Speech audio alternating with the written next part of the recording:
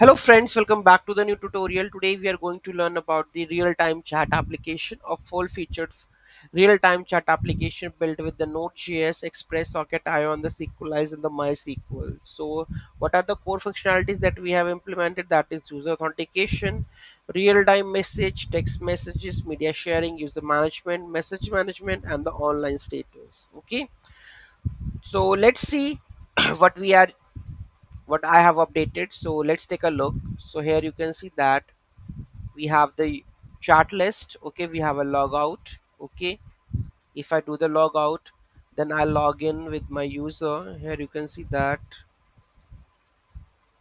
Okay, so this because this user is currently online. If I go and just check this one, so this user is online. If I make him like if I close this, is offline. If I can come back, it's online. Okay, so this is the functionality, right? If I just message him, okay, hello,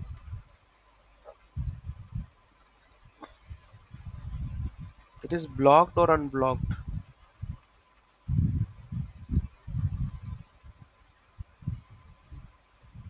Oh, sorry, I haven't load the chats first. Okay, so which I need to chat.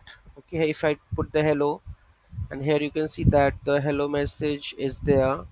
If I go with your message is there, if I message from here is there, if I delete this message, delete functionality is not working right now, so need to work later on. Okay, so the messages from the first from here to there is there. Okay, so this is basic chat that private chat you can say from the user level, it's there. Okay, if I go and just upload the images, you can see the images are also there. You can upload the videos also there. Okay, so this is the functionality I have made. Okay, and what else, that logout is there.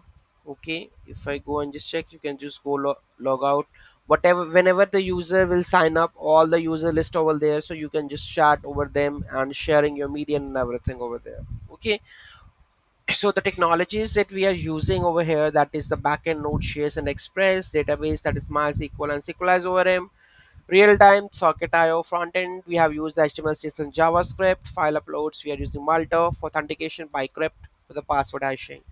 Okay, and what the structure we have followed. So these are the API endpoints that we are using. That is login, register, chat, upload, blocked, unblocked, logout. Okay, and these are the socket events: client to the socket, join, send message, load message, and the delete messages.